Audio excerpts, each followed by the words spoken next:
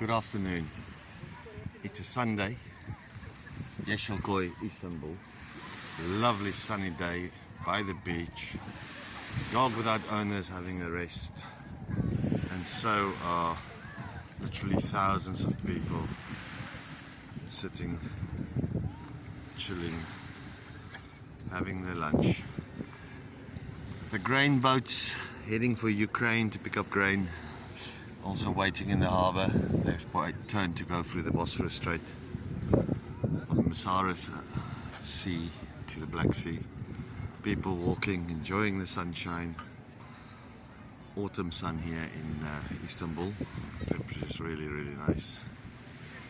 And this one of many bays all the way along the seaside here in Istanbul. Fantastic. I hope you enjoyed the panoramic view of Istanbul in late October. Have a fantastic day.